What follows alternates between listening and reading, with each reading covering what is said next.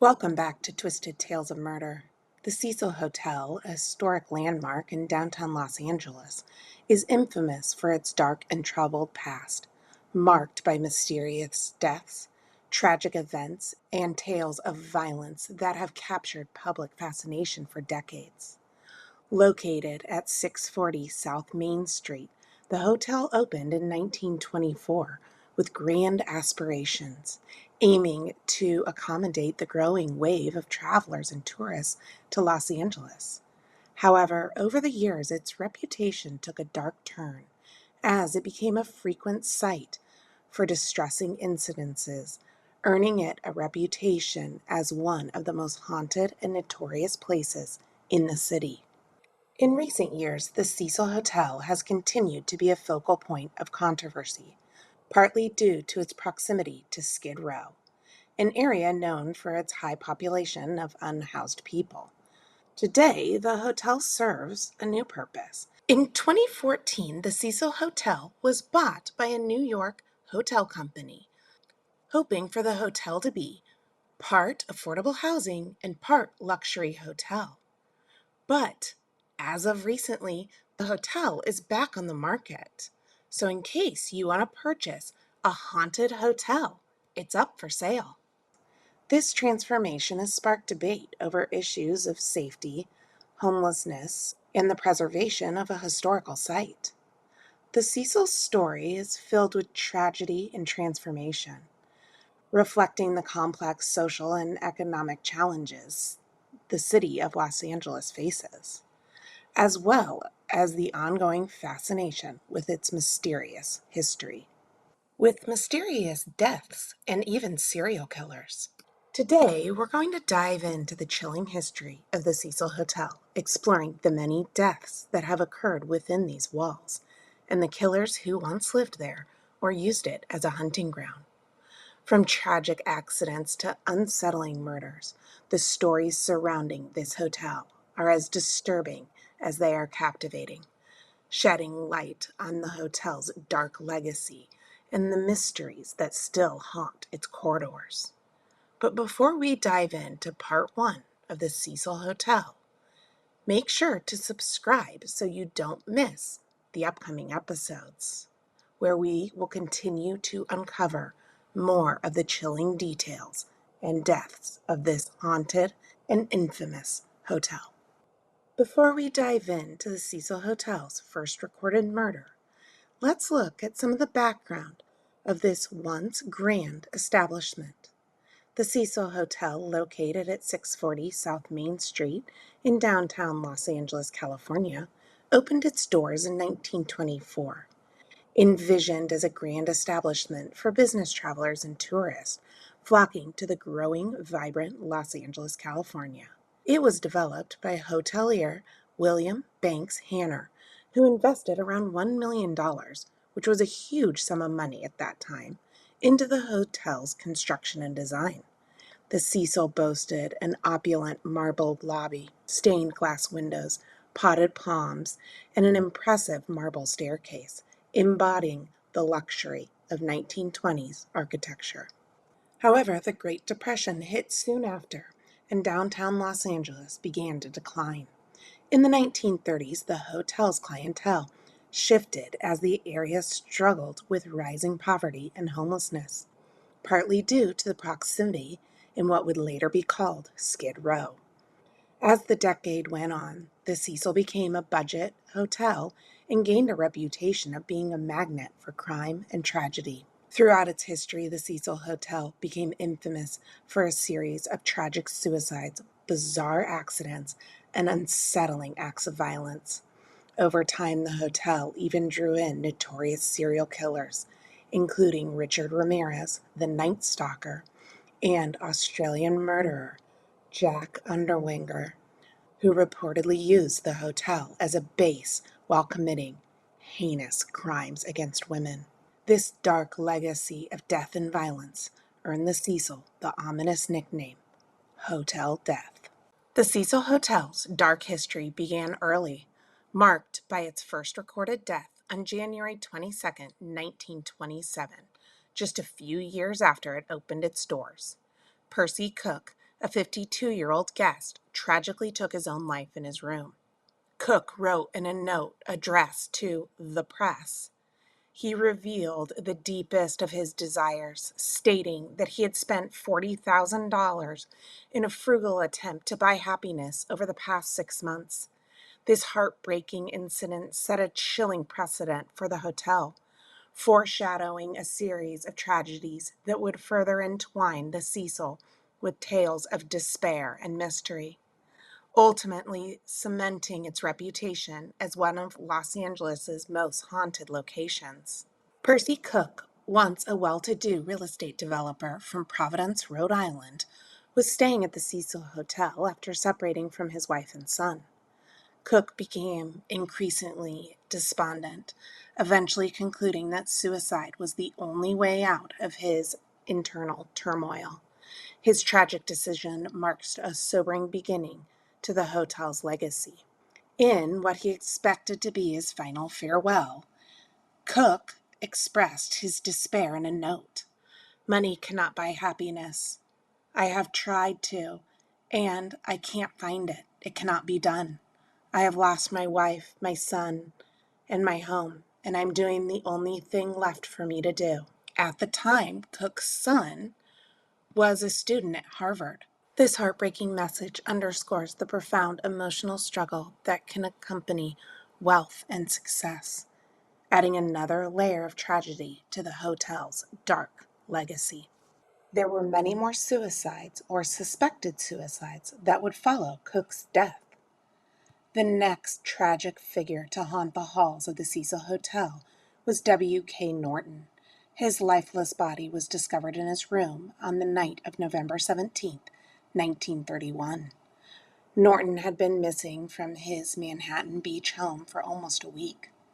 Several capsules believed to have contained poison were given by police as evidence that Norton had ended his own life. The capsules, police said, were found in his vest pocket. They speculate he had been dead for only a few hours when he was found by the maid. According to police, he had registered at the hotel as James Willie of Chicago. The police discovered his true identity when they found several checks made out to Mrs. M.C. Norton.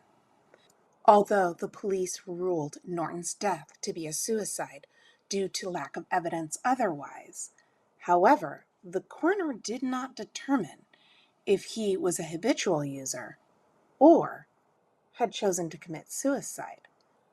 So his death is still technically inconclusive. Cook and Norton's deaths would not be the last. On September 7th, 1932, a 25-year-old man named Benjamin Dodich was found in a blood-spattered room by a maid with a gunshot to his head. I cannot imagine how many maids this hotel has already gone through at this point. Again, there is no suicide note, no sign of theft or struggle or disturbance in the room. Police canvassed the hotel, talking to guests on the floor as well as ones immediately above and below. But no one seems to have heard a gunshot. Since the walls were rather thin, some describing them as thin as a piece of paper, this was noted as an extreme oddity in the case, since someone most likely heard something. However, based on the injury and the evidence, the police ruled the death a suicide. Only 8 years after the hotel opened, there has already been 3 odd deaths, and then the fourth came along. The fourth death in the hotel came on July 26, 1937. It was Sergeant Louis D. Borden, who was a retired 53-year-old sergeant in the Army Medical Corps. He was found dead in his hotel room. Investigating officers found a razor blade next to the body and farewell notes. It was reported that Borden had slashed his own throat with a razor. Although this form of suicide is possible, it is a very unlikely method of death.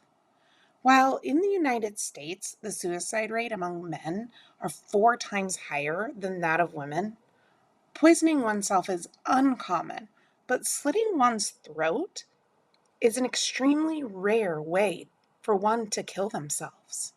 This death seems Very suspicious.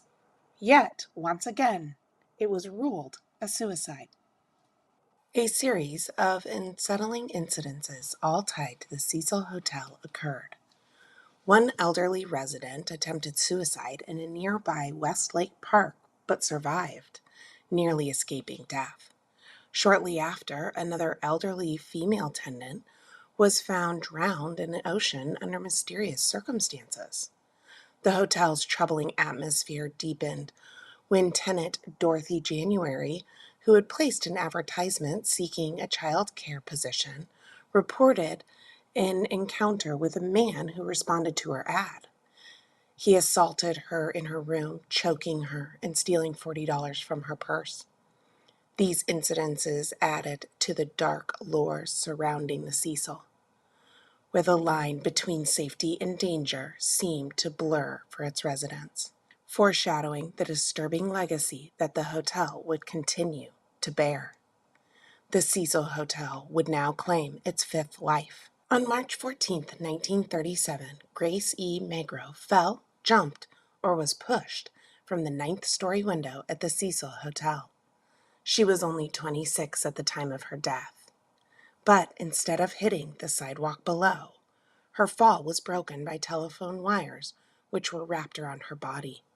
She later died at the hospital, and police were unable to determine whether it was suicide, an accident, or something more salacious. The young man that Grace was sharing her room with was M.W. Mason, who was a sailor. Where was her husband and daughter, who she lived with in Missouri, Kansas? Maybe it was a lover's spat gone wrong. Maybe it was her husband. But I think there's too many speculations to simply say that Grace killed herself. Grace's companion said he couldn't explain how or why she plunged from the window. He claimed to have slept through the incident. How likely is that? What do you think actually happened to Grace? There was gossip that tried to explain Grace's death. It was speculated that she was pushed by a restless spirit. The abundance of death in the building made employees uneasy, and the talk began to spread about the Cecil Hotel throughout LA. The sixth death was that of Roy Thompson, who, on January 2, 1938, at the age of 35, jumped from the roof of the Cecil Hotel. Roy was a fireman who checked into the Cecil Hotel in an attempt to find a better life for himself and his wife, Mary. They had been residents of the Cecil for several weeks. Then, 1 week later, he received the news that his wife had tragically died in a swimming accident. The next day, filled with grief and guilt of not being there when the accident occurred, Roy climbed to the roof and leapt to his death. His body was found on the skylight of a neighboring building. Inspection of his room was bizarre. Everything was completely clean, neat, and tidy. There was no suicide note. There was no drugs or alcohol. The death is when the rumors of ghosts and other supernatural powers started to gain traction regarding the hotel. Some even thought a spirit may have pushed him off the roof. Maybe it was the same spirit that is thought to have pushed Grace. Beginning in 1938, the effects of the Great Depression began to weigh even more heavily on the area surrounding the Cecil Hotel. Once a thriving part of downtown Los Angeles, the neighborhood lost much of its former opulence. The once clean streets became littered, and shelters and camps were erected by the homeless populations, creating a stark contrast to the hotel's original vision of luxury. With crime on the rise, the Cecil Hotel lowered its rates to attract new guests. But its clientele had changed dramatically. Gone were the affluent travelers who once filled the ornate lobbies. In their place were transient guests and those struggling to make ends meet.